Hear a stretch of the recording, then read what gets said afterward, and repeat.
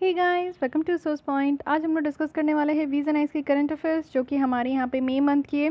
तो काफ़ी टॉपिक आप लोग की कंप्लीट हो गई है। आज स्टार्ट करते हैं सोशल इश्यूज़।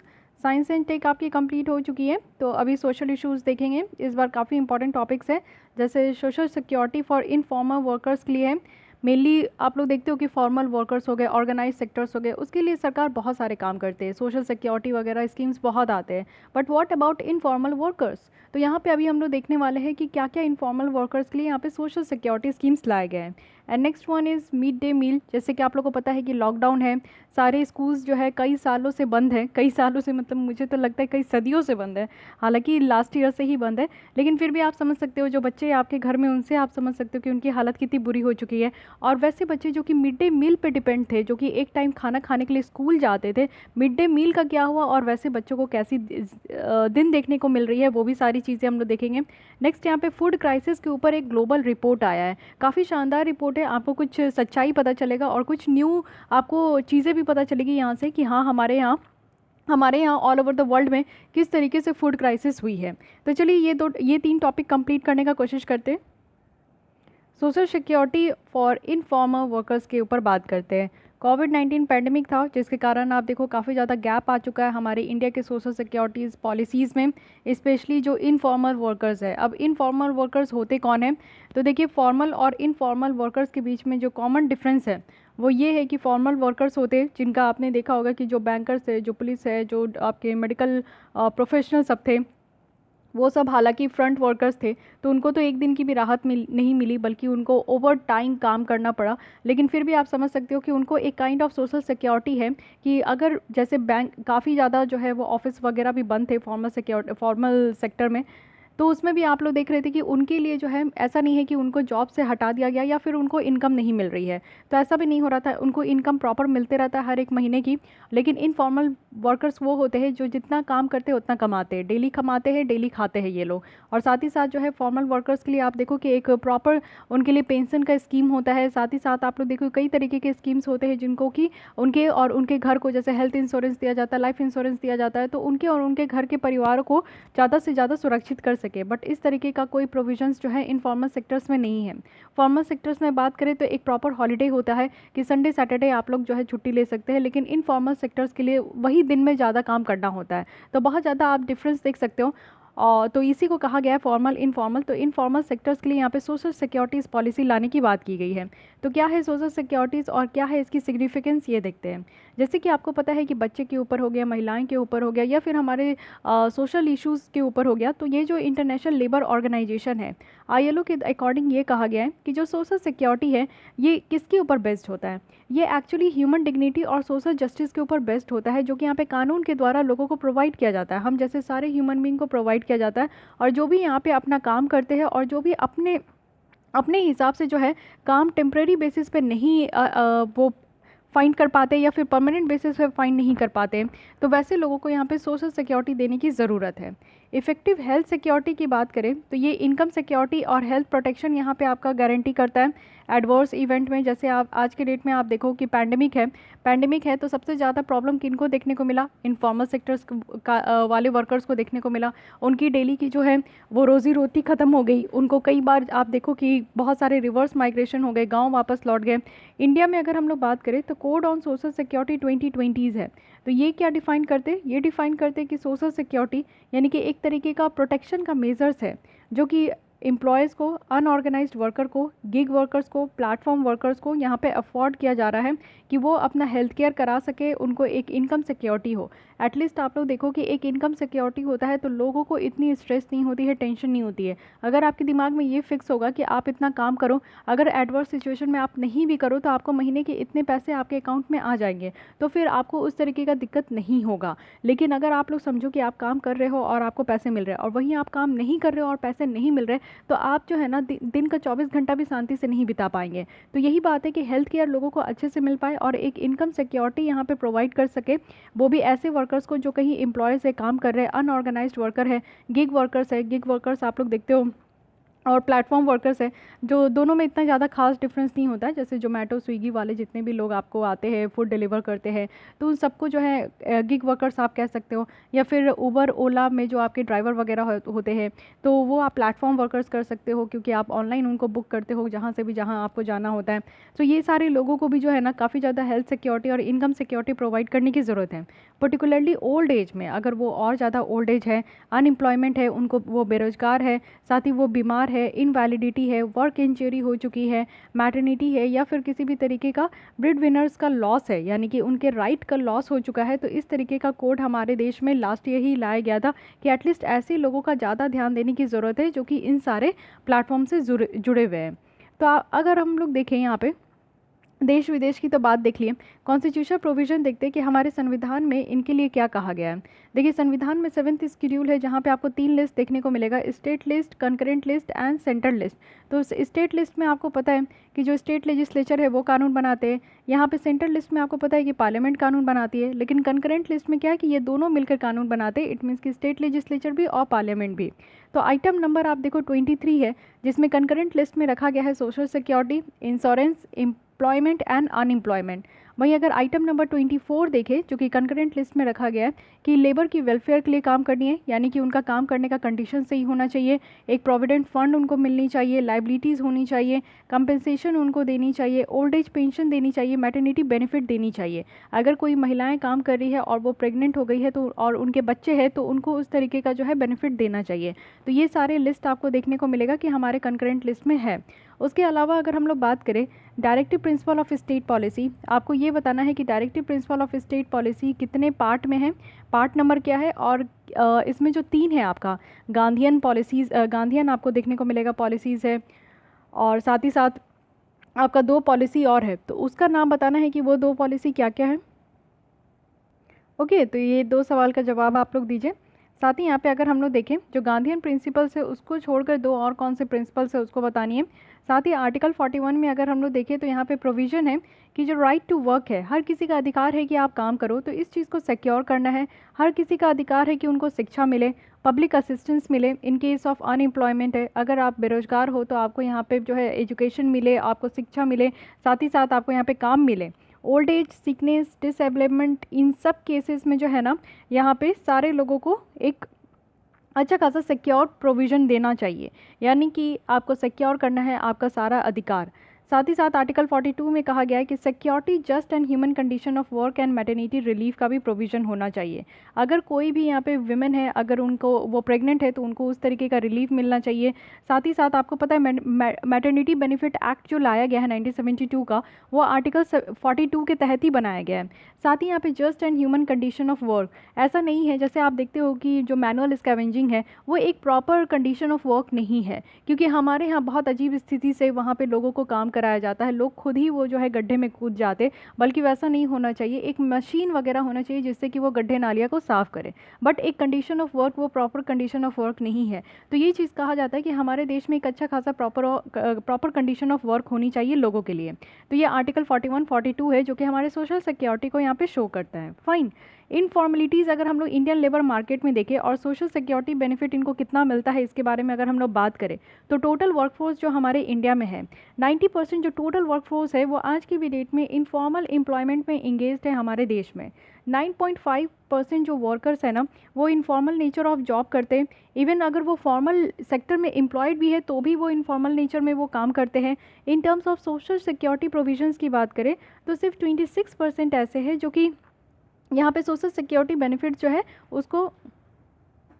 उसको लेने के लिए, एलिजिबल होने के लिए सिर्फ यहाँ पे 26% ही लोग हैं जो कि एलिजिबल हो पा रहे हैं। और उनको सोशल सिक्योरिटी बेनिफिट किस किस फॉर्म में मिल रहा है? प्रोविडेंट फंड के फॉर्म में मिल रहा है, हेल्थ केयर बेनिफिट मिल रहा है और मैटरनिटी बेनिफिट मिल रही है। तो ओनली 26% ऑफ जितने भी लोग हैं उनमें से सिर्फ इतने को ही एलिजिबल है। तो आप समझ सकते हैं कि कितना कम है। कहाँ हमारे यहाँ 90% जो लोग हैं इनफॉर्मल सेक्टर्स में एम्प्लॉयमेंट है, यानी कि उनको यहाँ पे जॉब मिली हुई है, लेकिन उसमें से सिर्फ 26% ही सोशल सिक्योरिटी बेनिफिट का लाभ उठा पा रहे हैं। साथ ही आप देखो कि एस्टिमेट में ये सजेस्ट किया गया है कि 80% जो वर्कर्स है ना वो अपना जॉब लॉस कर चुके हैं पूरे entire covid lockdown. It means कि फर्स्ट फेज़ से लेकर सेकंड फेज़ में ये मिलाकर बताया जा रहा है कि जो 80% वर्कर्स है ना वो अपना काम ही लॉस कर चुके हैं। यानी कि आप समझ सकते हो कि कितना ह्यूज लोग आज के डेट में अनएम्प्लॉयमेंट है। अनएम्प्लॉयड है।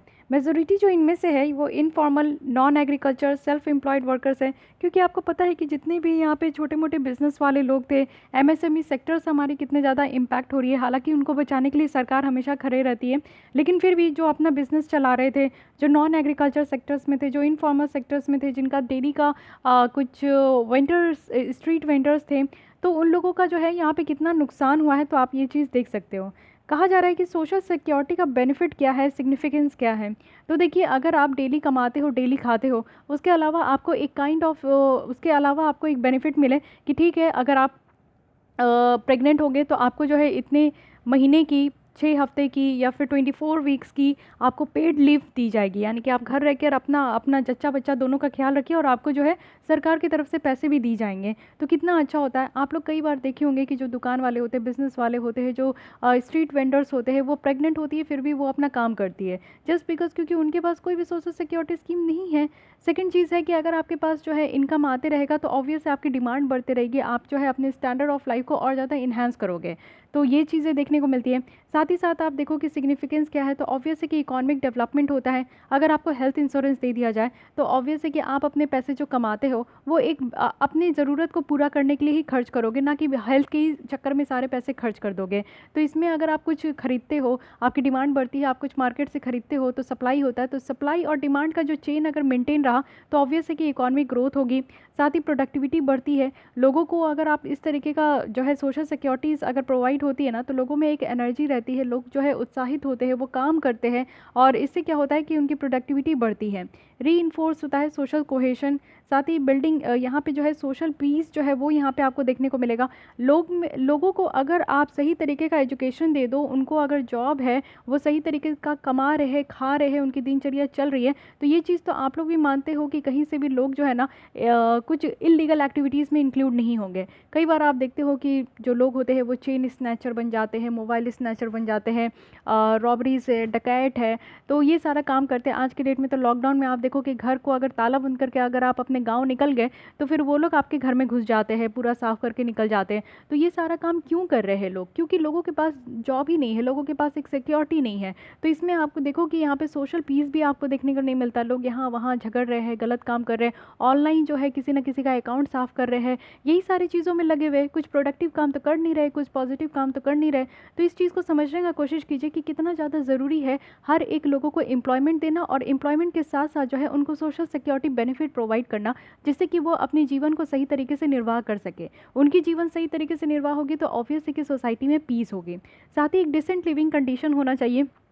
देखिए, जितना आप कमाते हो ना, अगर एक बार किसी को भी हेल्थ इशू हो जाती है, मान लीजिए आपको किडनी प्रॉब्लम हो गया, हार्ट प्रॉब्लम हो गया, तो उसके लिए 1000 चेकअप, डॉक्टर के पास आप जाओगे तो पहले तो उनको 500 रुपया खिलाओ, उसके बाद वो जो 1000 चेकअप का लिस्ट लिख देते हैं, आप चेकअप कराते रहो, आपकी जेब से पैसा जाते रहेगा। तो लोगों की जो बैलेंस होती है ना कि कितना रेवेन्यू आ रहा है, कितना एक्सपेंडिचर करना है, वो पूरा अनबैलेंस्ड हो जाता है, वो नहीं मेंटेन कर पाते। कई लोग तो है हेल्थ इशू के चक्कर में, आप अभी देखो कि कितने सारे लोग जो है रेमडेसिविर के चक्कर में, ऑक्सीजन सिलेंडर खरीदने के चक्कर में अपनी ज़मीन बेच दिए, गाड़ी बेच दिए, घर को गिरवी में रख दिए। ये सब क्यों करना पड़ा? क्योंकि सरकार ने आज तक हमारे देश में जो है इस तरीके से इनफॉर्मल सेक्टर्स में सोशल सिक्योरिटी स्कीम नहीं प्रोवाइड की गई है। उन लोगों को हेल्थ इंश्योरेंस तो देना चाहिए ना एटलीस्ट, कि आप लोग आओ फ्री चेकअप कराओ। हमारा सरकार जो है गवर्नमेंट हॉस्पिटल कहते हैं कि फ्री चेकअप है, फैसिलिटी है, फ्री चेकअप होगा, बट वहाँ पे जो है ज़ीरो फैसिलिटी है, कुछ भी तरीके का चीज़ आपको अच्छा देखने को नहीं मिलेगा।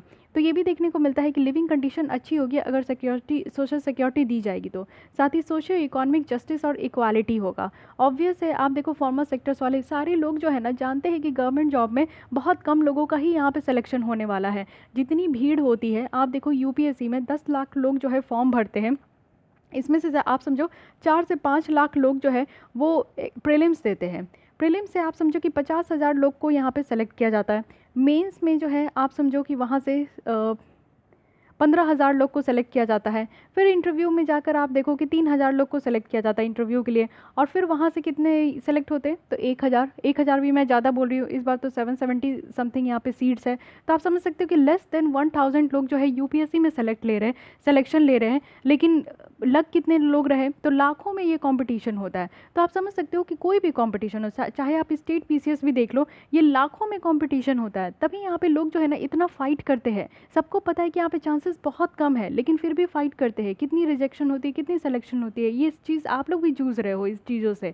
लेकिन वही चीज़ है, लेकिन फिर भी आपको लगता है कि एक बार आप गवर्नमेंट जॉब ले लोगे, एक बार आप पब्लिक सर्वेंट बन जाओगे, तो आजीवन आपकी लाइफ जो है ना एक सिक्योर हो जाएगी, आपकी लिविंग कंडीशन अच्छी हो जाएगी, सोशियो इकोनॉमिक जस्टिस आपको मिलेगा, सोसाइटी में इक्वालिटी निकल कर आएगी। तो ये सारी चीज़ें देखने को मिलती है कि नहीं। तो सरकार को यहाँ पे ज़रूरत है कि फॉर्मल सेक्टर्स में इतना रश है, इससे अच्छा इनफॉर्मल सेक्टर्स को उस तरीके की जो है सुविधा प्रोवाइड की जाए, जिससे कि लोग जो है ना इतना ज़्यादा इधर उधर नहीं भागे। तो ये वाली चीज़ें कही जा रही है। तो सोशल सिक्योरिटी बेनिफिट प्रोवाइड करने का बहुत ज़्यादा यहाँ पे आप देख सकते हो, हर एक एंगल में ही आपको फ़ायदा दिखेगा, जहाँ से भी आप सोच सकते हो, है कि नहीं। सोशल सिक्योरिटी प्रोविजन अगर हम लोग इनफॉर्मल वर्कर्स को देखें तो क्या क्या है, लास्ट ईयर ही निकाला गया था ये कोड फॉर सोशल सिक्योरिटी 2020। उसके अलावा अगर आप देखो तो कुछ स्कीम भी है जो कि यहाँ पे मोदी जी के द्वारा social security scheme for unorganised workers के लिए लाया गया है, जैसे श्रम योगी मानधन है। उसके बाद नेशनल पेंशन स्कीम है ट्रेडर्स के लिए, सेल्फ एम्प्लॉयड पर्सन के लिए जो कि खुद ही को एम्प्लॉयमेंट दिए हैं, यानी कि छोटी मोटी बिजनेस अगर चला रहे हैं तो उनके लिए पेंशन स्कीम्स लाया गया है। जो ट्रेडर्स हैं उनके लिए पेंशन स्कीम्स लाया गया है। अटल पेंशन योजना है जिसमें से 18 साल से 40 साल के लोग जो है वो यहाँ पे आ सकते हैं और कुछ प्रीमियम देकर जो है उनको यहाँ पे अब रिटायरमेंट के बाद उनको पेंशन मिलेगा। साथ ही प्रधानमंत्री जीवन ज्योति योजना है, लाइफ इंश्योरेंस यहाँ पे दी गई है। साथ ही प्रधानमंत्री सुरक्षा बीमा योजना है, आपके लिए सेफ्टी सिक्योरिटी यहाँ पे आपको इंश्योरेंस दी गई है। तो इसमें कुछ प्रीमियम देना होता है, प्रीमियम देंगे आप, एक साल में कुछ यहाँ पे पेमेंट करो, 330 रुपया है, 12 रुपया है।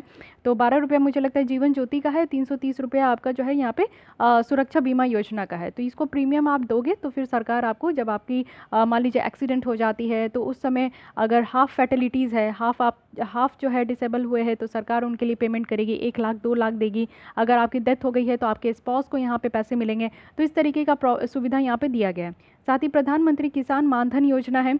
उसके बाद यहाँ पे प्रधानमंत्री किसान सम्मान योजना है, जिसे पीएम किसान कहते हैं, जो कि 6000 जो है यहाँ पे किसानों के अकाउंट में एक साल में जा रहा है, वो भी 3 इंस्टॉलमेंट में, 2000 के इंस्टॉलमेंट में।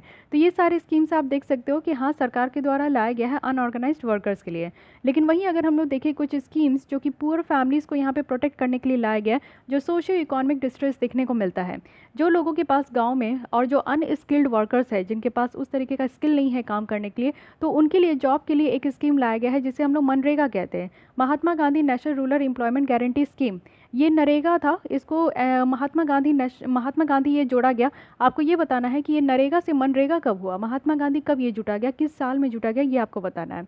तो यहाँ पे क्या होता है कि आपको 100 डेज़ की गारंटीड जॉब दी जाती है जो भी अनस्किल्ड वर्कर्स है, और गाँव में एक फैमिली में एक लोगों को इस तरीके से जॉब दिया जाता है। साथ ही पब्लिक डिस्ट्रीब्यूशन सिस्टम है। पीडीएस में क्या होता है कि सस्ते दाम में, सब्सिडाइज्ड रेट में लोगों को यहाँ पे फूड ग्रेन्स प्रोवाइड किया जाता है। साथ ही Indira Gandhi national disability pension योजना है, जो डिसेबल्ड पर्सन है उनके लिए यहाँ पे पेंशन का प्रावधान रखा गया है। Indira Gandhi national window pension योजना है, जो महिलाओं के हस्बैंड गुजर चुके हैं, विडो है, उनके लिए यहाँ पे जो है आपका पेंशन योजना रखा गया है।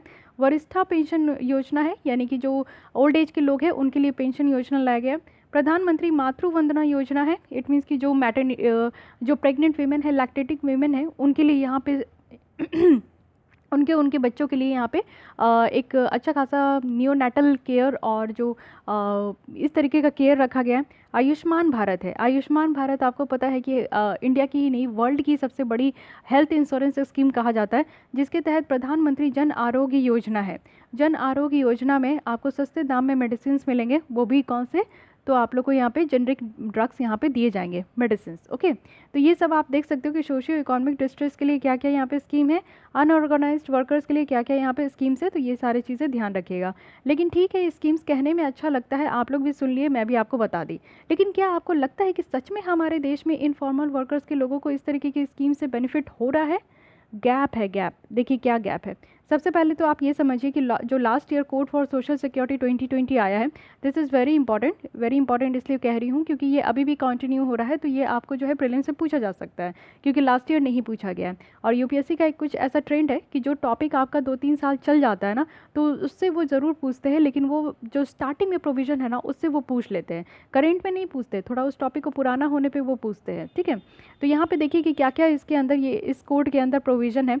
सबसे पहला है कि रजिस्ट्रेशन कराना, जितने भी अनऑर्गेनाइज्ड वर्कर है, गिग वर्कर्स है और प्लेटफॉर्म वर्कर्स है।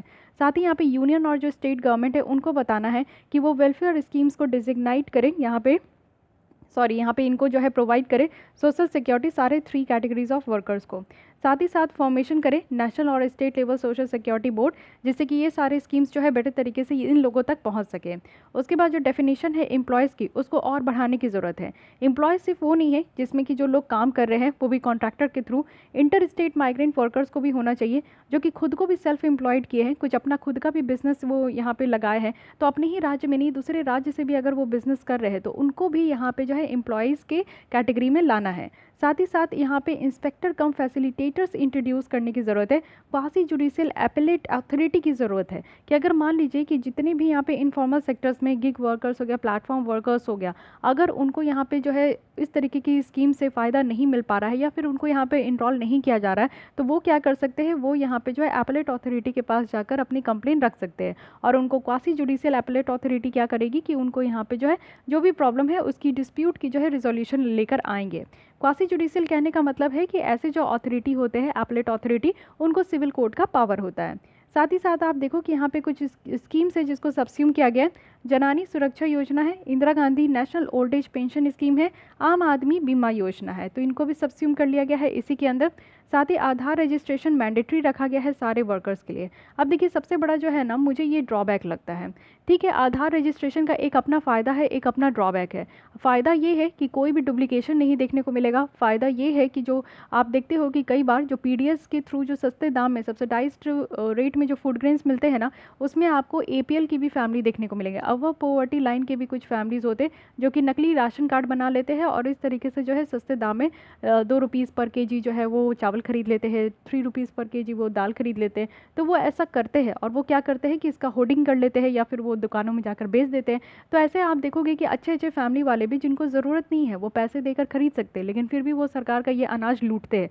तो आधार कार्ड को लिंक करने से क्या होगा कि इससे पता चल जाएगा कि हाँ आप क्या करते हो, कहाँ है, नहीं है, सारी चीज़ें इससे पता चल जाती है। लेकिन दूसरी चीज़ अगर मैं बोलूँ तो इसकी बुराई ये है आधार रजिस्ट्रेशन से कि बहुत सारे गरीब लोग जो होते हैं उनको ये अंदाज़ा ही नहीं होता है कि अच्छा ये आधार जैसी भी कुछ चीज़ है। आप अपने गांव में जाकर कुछ लोगों से पूछिए ना, बहुत कम लोगों को पता होता है कि आधार क्या है। आज के डेट में अवेयरनेस तो बढ़ गई है लेकिन फिर भी उस स्तर पर नहीं बढ़ी है जहाँ पर तक बढ़नी चाहिए थी। एस्पिरेशनल डिस्ट्रिक्ट की जो बात करते हैं ना हम लोग अपने देश में कि अति पिछड़ा जिला है, यानी कि यहाँ पे कुछ भी लोगों को पता ही नहीं होता है, वो एकदम आइसोलेट होते हैं, वहाँ कुछ भी फैसिलिटी आपको देखने को नहीं मिलेगा।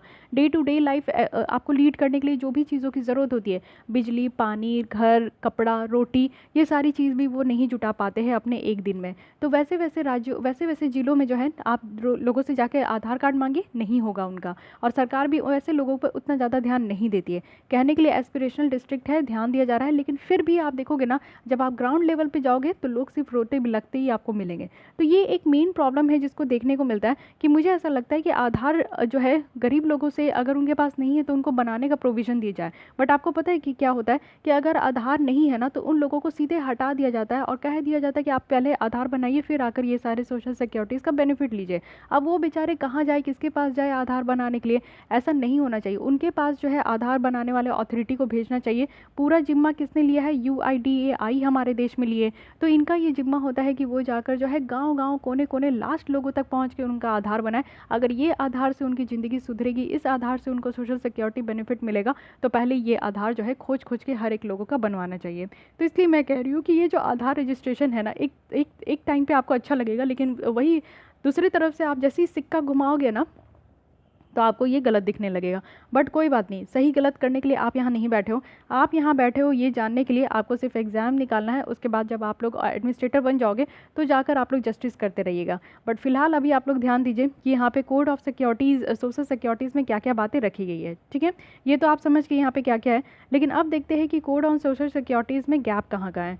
सबसे पहले तो ये मिनिमम बेनिफिट पॉलिसी है नेशनल लेवल पे, यानी कि ऐसा कोड तो बना दिया गया जिसमें देखने को लग रहा है कि वाओ कितने सारे लोग इसमें आ जाएंगे, वाओ कितने सारे लोगों को इससे फ़ायदा होगा। बट ऐसा कुछ भी नहीं है। आप देखो कि पेंशन, मेडिकल इंश्योरेंस जो है ये कंटिन्यू है आज की डेट में। सिर्फ यहाँ पे मैंडेटरी है कि इस्टेब्लिशमेंट, यानी कि मिनिमम नंबर ऑफ़ एम्प्लॉय कितना होना चाहिए, 10 और 20 एम्प्लॉयज़ होनी चाहिए। यानी कि मान लीजिए कि अगर मैं बिज़नेस स्टार्ट की हूँ, 2 बिज़नेस स्टार्ट की हूँ, ए बिज़नेस है ए बिज़नेस में यहाँ पे 15 लोग हैं और मेरी बी बिज़नेस है जिसमें कि 25 लोग हैं। लेकिन आपको पता है कि ये सोशल सिक्योरिटी कोड जो है ना बी बिज़नेस को लागू नहीं होगा, क्योंकि यहाँ पे मिनिमम जो है थ्रेशोल्ड को क्रॉस हो चुका है यहाँ पे number of employees.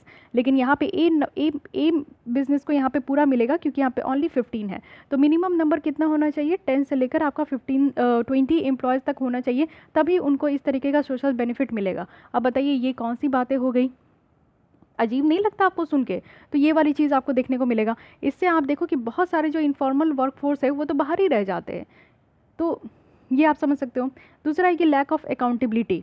It means कि जो रजिस्ट्रेशन होती है अनऑर्गेनाइज्ड वर्कर की, ये रिस्पॉन्सिबिलिटी किसके ऊपर है, डीएम के ऊपर है, डिस्ट्रिक्ट एडमिनिस्ट्रेशन के ऊपर है। बट यहाँ पे कोई भी प्रोविज़न नहीं है ना कि कौन अकाउंटेबल होगा। यानी कि अगर रजिस्ट्रेशन लेट हो रही है, टाइम पे नहीं हो रही है, या फिर कुछ लोग जो छूट ही जा रहे हैं, तो उनके लिए अकाउंटेबल कौन होगा, कौन रिस्पॉन्सिबल होगा, ये बिल्कुल भी यहाँ पे डिफाइन नहीं है। साथ ही सब ऑर्डिनेट लेजिस्लेशन।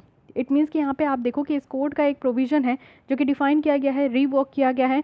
वो भी कैसे, तो एग्जीक्यूटिव के डिस्क्रिशंस के थ्रू। यानी कि यहाँ पे डिस्क्रिशन पावर है एग्जीक्यूटिव का कि उनको जब ठीक लगेगा वो यहाँ पे कानून लेकर आएंगे और उसी हिसाब से वो यहाँ पे जो है उसको इम्प्लीमेंट करेंगे। ओवरलैपिंग है डेफिनेशन का। इट मीन्स कि आप जानते हो कि हमारे देश में बहुत सारे सोशल सिक्योरिटी से रिलेटेड कानून हैं और कानून में जो एम्प्लॉयज़ की डेफिनेशन है ना वो आपको अलग अलग देखने को मिलेगा। कुछ डेफिनेशन में आपको जो है इनफॉर्मल सेक्टर्स के वर्कर्स ही इंक्लूड होंगे, कुछ डेफिनेशन में आपको देखने को मिलेगा कि gig worker, platform worker, unorganised workers जो है वो आपको बाहर देखने को मिलेंगे।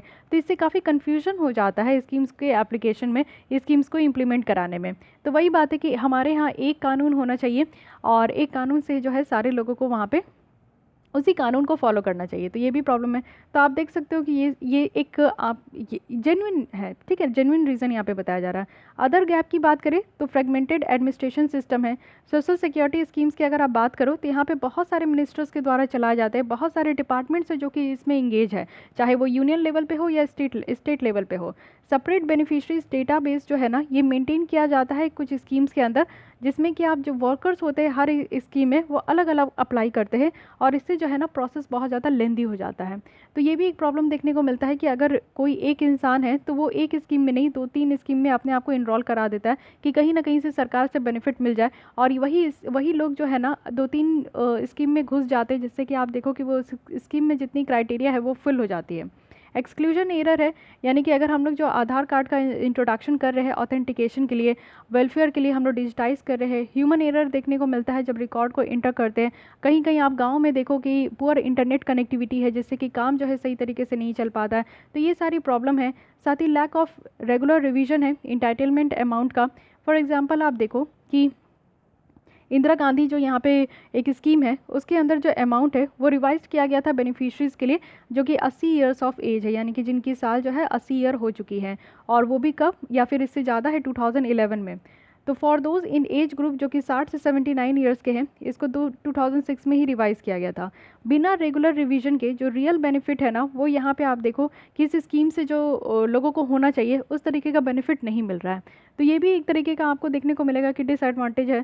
साथ ही लो अवेयरनेस है लोगों के बीच में, बेनिफिशरीज़ के बीच में, कि लोगों को पता ही नहीं होता है, क्योंकि आप देखो कि जो इनफॉर्मल वर्कर्स है वो इलिटरेट होते हैं। अगर पढ़े लिखे रहते तो वो फॉर्मल वर्कर्स होते हैं ना, वो यहाँ पे भी फाइट करते, गवर्नमेंट जॉब के लिए फाइट करते, अच्छे जॉब के लिए फाइट करते, प्राइवेट जॉब में जाते, वो क्यों ऐसा काम करते? तो ऑब्वियस है कि वो इलिटरेट है, वो इतने ज़्यादा शिक्षित नहीं है।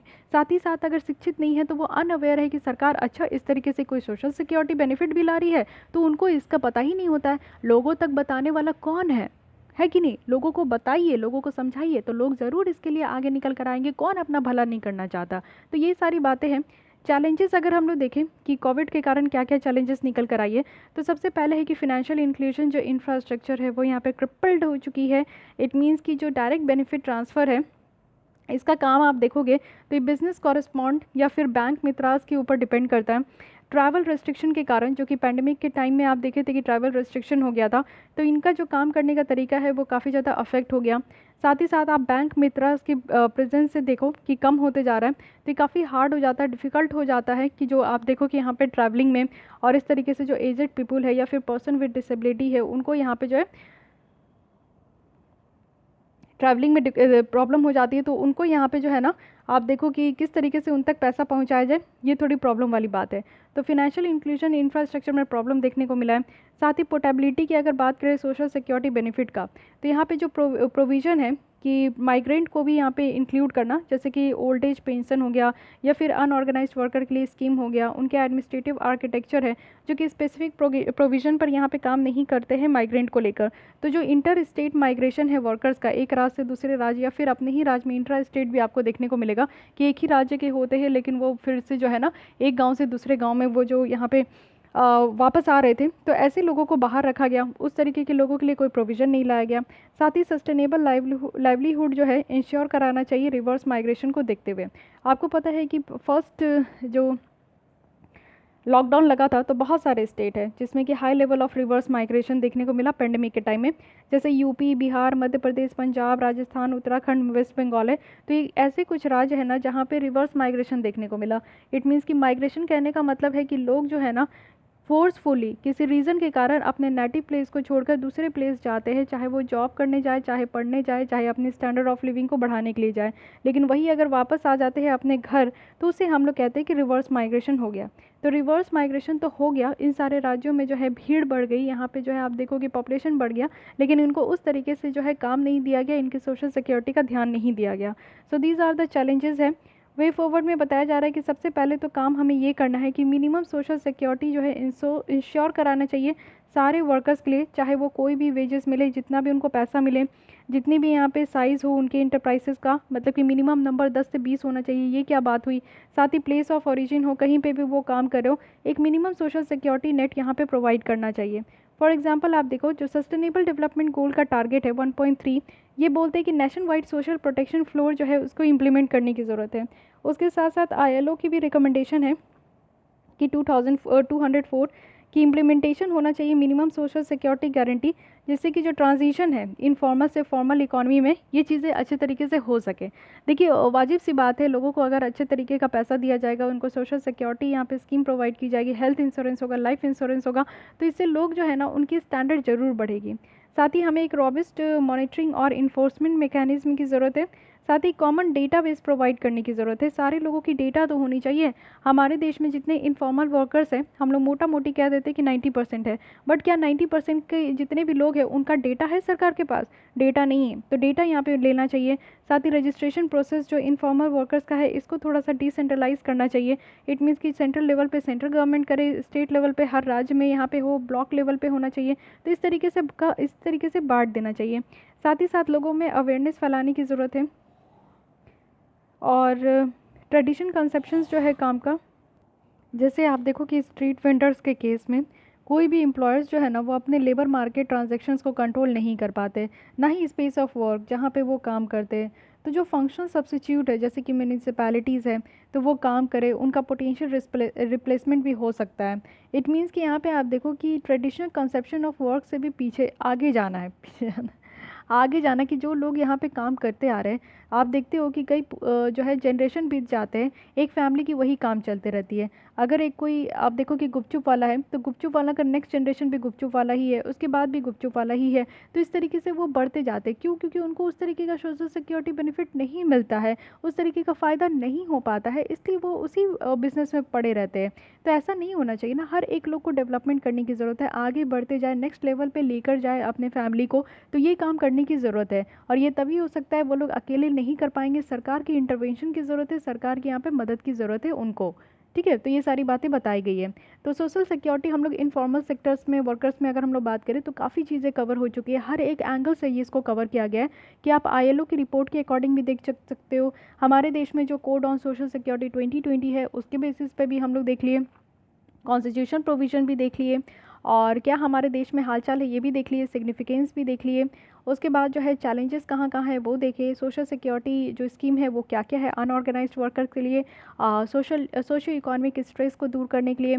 साथ ही ये कानून की प्रोविज़न भी हम लोग देख लिए, सारी चैलेंजेस देखे, और उसके बाद जो है वे फॉरवर्ड भी देख लिए। तो आई होप कि ये एक आपको समराइज़ करके बहुत अच्छा आर्टिकल मिल गया है सोशल सिक्योरिटीज़ के ऊपर। नेक्स्ट हम लोग मिड डे मील स्कीम के बारे में देख लेते हैं। तो रिसेंटली गवर्नमेंट के द्वारा डिसाइड किया गया है जो कुकिंग कॉस्ट कंपोनेंट का जो शेयर होता था मिड डे मील स्कीम्स में बच्चों के लिए, जो कि क्लास 1 से 8 क्लास तक के दिया जाता था, तो ये डायरेक्टली उनके बैंक अकाउंट में दे देना चाहिए वन टाइम कोविड-19 रिलीफ के लिए। ऑब्वियस ये बहुत अच्छा मूव्स है कि मुझे भी पर्सनली बहुत अच्छा लगा कि जो पैसे यहाँ पे खाना बनाने में लगते थे अब वो पैसे जो है बच्चों के अकाउंट में डाल देना चाहिए। और ये जो मिड डे मील का जो प्रोविज़न था वो क्लास 1 क्लास से लेकर 8 क्लास तक के बच्चों को दी जाती थी। और देखते क्या बातें की गई हैं।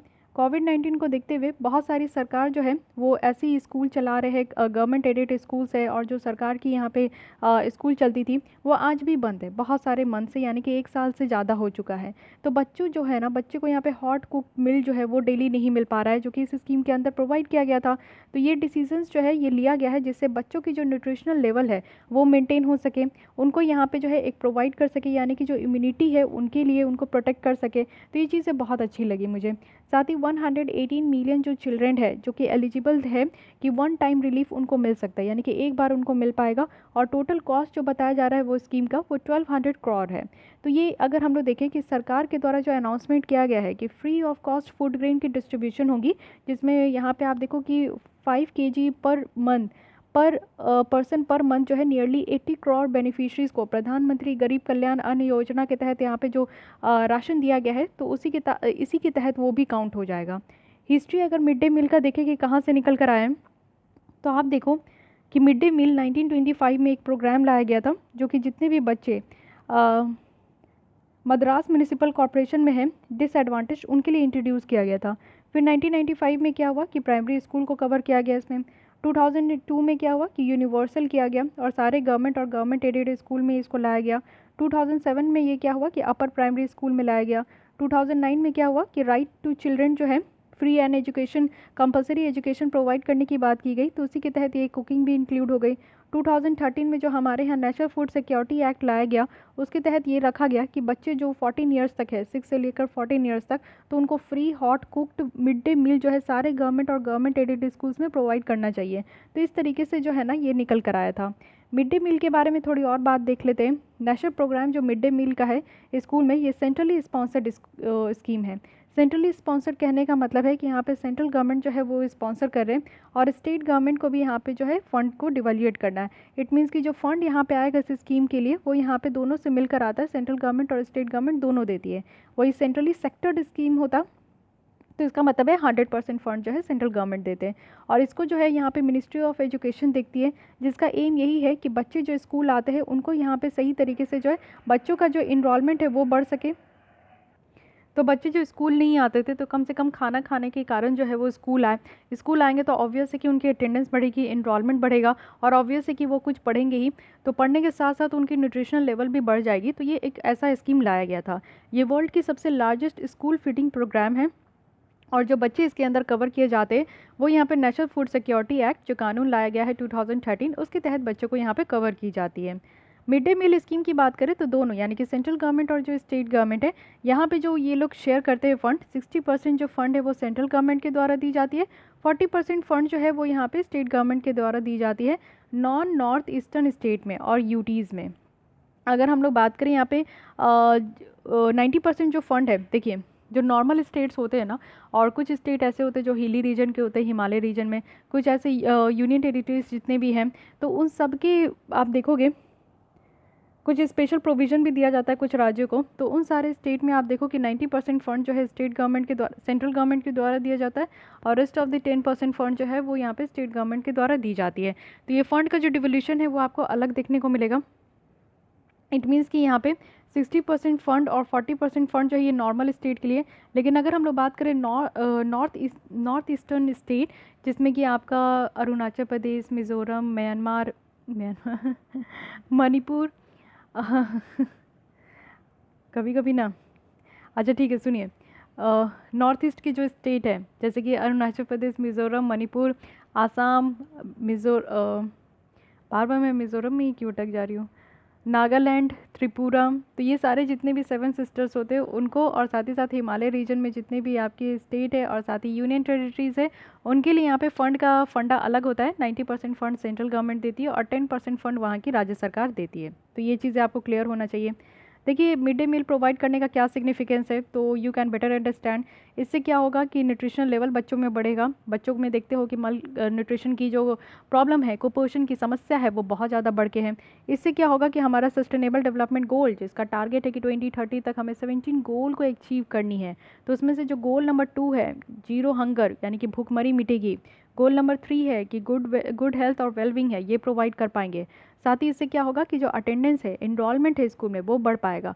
पर्टिकुलरली लड़कियों के लिए, डिसएडवांटेज सेक्शन के लिए, जो लड़कियां स्कूल नहीं आती थी, कम से कम माता पिता भी जो है खिलाने के पर्पज़ से बच्चियों को स्कूल भेजे। जब बच्ची स्कूल पहुंचेगी तो ऑब्वियस है कि वो कुछ पढ़ेगी, वो कुछ समझेगी।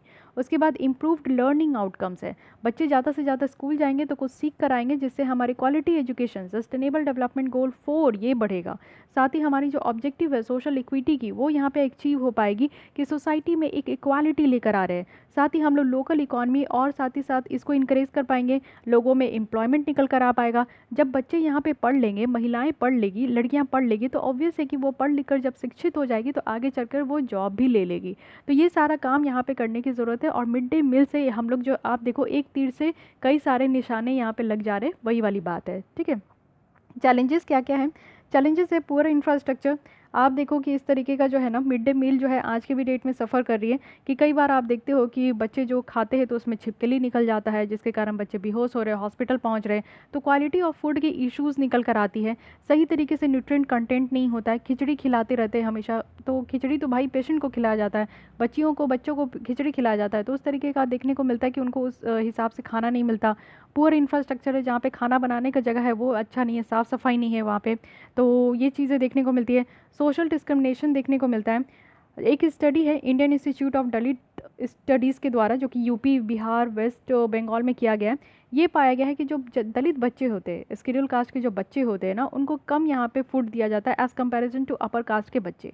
तो ये सारी चीज़ें आप देखो। साथ ही साथ जो दलित बच्चे होते हैं उनको रोका जाता है कि आप यहाँ पे भोजन जो है सर्व नहीं करें। तो ये डिस्क्रिमिनेशन, भेदभाव भी देखने को मिलती है। क्वालिटी ऑफ फूड तो एक मेजर इश्यूज़ है कि यहाँ पे जो क्वालिटी, जो खाने जिस तरीके का दिया जाता है उसकी क्वालिटी अच्छी नहीं होती है। साथ ही साथ इम्प्रॉपर मॉनिटरी मैकेनिज्म है। इट मीन्स कि अगर हम लोग देखें तो रेगुलर जो सोशल ऑडिट की प्रोविज़न है, फील्ड विजिट की प्रोविज़न है, इंस्पेक्शन की प्रोविज़न है, इन सब से यही पता चलता है कि सही तरीके से मॉनिटरी मैकेनिज्म नहीं है। करप्शन और लीकेज बहुत होता है। बच्चों को खिलाने के चक्कर में लोग जो है अपना पेट भरते हैं। डिलीवरी सिस्टम में करप्शन देखने को मिलेगा। गलत तरीके से इनरोलमेंट करके ज़्यादा जो है, एक स्कूल में अगर मान लीजिए कि 20 बच्चे हैं ना, तो वो स्कूल वाले दिखाएंगे कि उनके यहाँ 40 बच्चे हैं और उस हिसाब से जो है सरकार से पैसे लेंगे, अनाज लेंगे। बाकी 20 बच्चे का जो यहाँ पे पैसे और अनाज है वो अपने घर पे ले जाते हैं। तो इस तरीके का करप्शन देखने को मिलता है। साथ ही यहाँ पे मेगर एलोकेशन ऑफ रिसोर्स है, रिसोर्स को भी सही तरीके से जो है एलोकेट नहीं किया जाता। तो इस तरीके के चैलेंजेस आपको देखने को मिलेंगे। वे फॉरवर्ड में बताया जा रहा है कि community participation is the most important thing, कि हमें यहाँ पे इफेक्टिव तरीके से इंश्योर करना चाहिए कि जो मिड डे मील है उसको इम्प्लीमेंट किया जाए। और ये तभी हो सकता है जब कम्युनिटी की पार्टिसिपेशन होगी, सही तरीके से जो है गवर्नमेंट का एफर्ट्स लगेगा। साथ ही यहाँ पे पेरेंट्स और लोकल कम्युनिटी को भी इन्वॉल्व करने की ज़रूरत है। और उसके बाद जो है अवेयरनेस बढ़ाने की ज़रूरत है। एक्सपर्ट के द्वारा सजेस्ट किया गया है कि अवेयरनेस बिल्डिंग होनी चाहिए सारे स्टेक होल्डर्स में, जिससे कि बच्चों के हेल्थ पे ध्यान दो, साफ़ सफाई पे ध्यान दो, सेफ्टी ऑफ फूड हो, न्यूट्रिशन उनको प्रॉपर प्रोवाइड किया जाए। इफ़िशिएंट डिलीवरी होनी चाहिए। इट मीन्स कि इसके लिए जो है ना क्रॉस चेकिंग होना चाहिए हर एक स्कूल में, जितने भी गवर्नमेंट स्कूल है या फिर गवर्नमेंट एडेड स्कूल है, तो उसमें एक मॉनिटरिंग करना चाहिए, क्रॉस चेकिंग करना चाहिए कि हाँ प्रॉपर नंबर ऑफ़ स्टूडेंट कितने हैं। एक्यूरेसी यहाँ पे निकल कर आएगी, तो उस हिसाब से जो है डिलीवरी करनी चाहिए। साथ ही डेटा कलेक्शन की बात की जा रही है, वही बात मैं अभी कह रही हूँ कि इस स्कीम को ट्रैक करने के लिए डेटा सिस्टम को प्रॉपर तरीके से बिल्डअप करने की ज़रूरत है। बेटर डेटा रहेगा तो बेटर तरीके से ट्रैक कर पाएंगे, एक रिकॉर्ड रह पाएगा कि हाँ कितने बच्चों को यहाँ पे खाना मिला है, कितने स्कूल तक पैसे और खाने यहाँ पे पहुँचे। तो ये सारा काम करने की ज़रूरत है, जिससे कि क्वालिटी भी बढ़ेगी और काम का जो है यहाँ पे आपको सही तरीके से रिजल्ट भी देखने को मिलेगा। बेस्ट प्रैक्टिसेस देखते हैं मिड डे मील से रिलेटेड। तो यहाँ पे दो राज्य की बात कहानी बताऊंगी, एक है आंध्र प्रदेश, दूसरी है महाराष्ट्र। आंध्र प्रदेश में आप देखो कि जो 82% बच्चे हैं ना, वो मिड डे मील से उनको काफ़ी ज़्यादा फ़ायदा हुआ है। उनको यहाँ पे एग भी प्रोवाइड किया जाता है, which is a very good source of protein. Bananas provide किए जाते हैं, बनाना में आपके आयरन, कैल्शियम सारी चीज़ें हैं, जो कि 2 बार वीक में बच्चों को दी जाती है। और स्टेट जो है अपने खुद के रिसोर्स से ये चीज़ें देखते हैं, वो डिपेंडेंट नहीं होते हैं कि सेंट्रल गवर्नमेंट इस तरीके का फंड देंगे तभी हम अपने बच्चों को प्रोवाइड करेंगे। नहीं, ये राज्यों की भी रिस्पॉन्सिबिलिटी है ना कि उनके देश, उनके राज्य के बच्चे हैं, जब उनको वो अच्छा खिलाएंगे, अच्छा पढ़ाएंगे तो उनका राज्य जो है वो डेवलप होगा। ये चीज़ें समझते ही नहीं है। हम लोग को अपने बच्चों पे इन्वेस्ट करने की ज़रूरत है। अच्छा पढ़िएगा तो आप कल अच्छी जगह पे चले जाइएगा। मैं भी यहाँ पे आपको जो है थोड़ी सी, अभी मेरी जुलाई मंथ में शेड्यूल थोड़ी टाइट है, बट फिर भी मैं डेली क्लासेस आप लोग को प्रोवाइड करती हूँ। क्यों? क्योंकि मुझे ऐसा लगता है कि एजुकेशन जो है ना, हमारे देश को, हमारे सोसाइटी को, हमारे राज्य को एक स्टेटस अपर करने में सबसे ज़्यादा हेल्पफुल है। अगर आप शिक्षित हैं तो आप खुद को भी एक पैर पे खड़ा रख पाओगे, अपने फैमिली का, अपने सराउंडिंग्स का टेक केयर कर पाओगे, एक सोसाइटी में अच्छा शिक्षा भी आप दे पाओगे, अच्छे लोगों तक अच्छी बातें पहुंचा पाओगे। तो ये काफ़ी ज़्यादा ज़रूरी है। अपने घर में जितने बच्चे हैं उनको अच्छी शिक्षा दीजिए, अच्छा भोजन दीजिए, जिनसे उनका शरीर, उनका दिमाग अच्छा तरीके से ग्रोथ हो पाए। महाराष्ट्र की अगर बात करूँ तो यहाँ पे 82% जो मिड डे मील कवरेज है वो यहाँ पे यूनिक प्रैक्टिस किया जा रहा है, यानी कि स्नेह भोजन है। स्पेशल ट्रीट दिया जाता है और जिसमें कि मिठाई और स्नैक्स भी बच्चों को दी जाती है। आपको पता है कि बच्चों को खुश करना है तो उनको मिठाई दे दीजिए, उनको आइसक्रीम दे दीजिए, चॉकलेट्स दे दीजिए, वो अपने आप खुश हो जाते हैं। तो वो खुश रहेंगे तो वो अच्छे से पढ़ेंगे भी। तो बच्चों को किस तरीके से पढ़ाना है, किस तरीके से खुश रखना है, उनकी हेल्थ का कैसे ध्यान रखना है, अगर एक चीज़ ये चीज़ समझ जाए और स्टेट गवर्नमेंट इस चीज़ को प्रमोट करने लगे तो कोई यहाँ पे दिक्कत ही नहीं होगा, कोई तरीके की चैलेंजेस ही नहीं होगी। तो ये 2 सक्सेस स्टोरी आप देख सकते हो जो कि काफ़ी ज़्यादा एक इनकरेजिंग है अपने आप में ही। तो और राज्य सरकार को इस तरीके की चीज़ें सीखनी चाहिए। चलिए आइए देखते हैं कि न्यूट्रिशन नॉर्म्स जो प्रिस्क्राइब किया गया है वो कैसे कैसे है इसके अंदर। प्राइमरी स्कूल की बात करूंगी और यहाँ पे अपर प्राइमरी स्कूल की बात करूंगी। प्राइमरी स्कूल इट मीन्स कि 1 से 5 स्टैंडर्ड तक, अपर प्राइमरी जो कि 6 से 8 स्टैंडर्ड तक है। तो ये आपका जो है कैलोरीज हो गया, ये प्रोटीन हो गया। कैलोरी की बात की जाती है कि 450 कैलोरी होनी चाहिए और 12 ग्राम का प्रोटीन होना चाहिए for the primary school student. But अगर हम लोग यहाँ पे अपर प्राइमरी स्कूल स्टूडेंट की बात करूँ तो calorie should be 700 calorie and protein should be 20 ग्राम। तो इस तरीके का डिवीजन किया गया है, अच्छी बात है। हर एक चाइल्ड को हर एक गवर्नमेंट और गवर्नमेंट एडेड स्कूल में ये चीज़ें मिलनी चाहिए। गवर्नमेंट एडेड स्कूल्स और जो लोकल बड़ी स्कूल है और जो स्कूल जो कि जिसमें कि आप देखो अल्टरनेटिव और इनोवेटिव एजुकेशन दी जाती है, उसमें भी ये मिड डे मील प्रोवाइड करनी चाहिए।